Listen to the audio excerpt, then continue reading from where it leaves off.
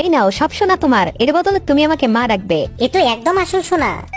তুমি যদি খান পরিবারের ওয়ারিশ হিসেবে থাকতে চাও তাহলে আমরা যেখানে বলবো সেখানেই তোমাকে বিয়ে করতে হবে। আমি কতবার বলবো আমার বিয়ে আরএস গ্রুপের সিওর সাথে হয়ে গেছে, আর দেখো আমার একটা ছেলেও আছে। হ্যাঁ, এটা আমার মা। সত্যি যদি তোমার বিয়ে হয়ে থাকে তাহলে তোমার হাজবেন্ড এবং তোমার ছেলেকে কালকে পরিবার বৈঠকে নিয়ে আসবে। হ্যাঁ অবশ্যই নিয়ে আসবো। শোনো, কালকে কি তুমি আমার ছেলে হয়ে যাবে? তারপর তুমি যা বলবে আমি তাই করব।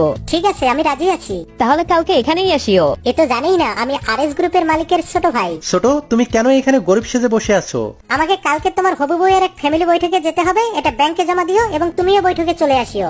সরি, আমাদের আসতে একটু লেট হয়েছে। তোমার বড়লোক স্বামী আসেনি? ও একটু কাজে বিজি। তোমার মেয়ে মিথ্যে কথা বলতেছে, ওর কোনো সিওর সাথে বিয়ে হয়নি। আরএস গ্রুপের সিওর সাথে তো আমার মেয়ের বিয়ে হয়েছে। এ মিথ্যে কথা বলতেছে, এ কোনো সিইউ না। যদি আমার হাজবেন্ড মিথ্যে বলে থাকে তাহলে ডাকো তোমার বাবাকে, তাহলে সবকিছু জানা যাবে। কার এত বড় সাহস আমার স্ত্রী আর আমার ছোট ভাইকে অপমান করার?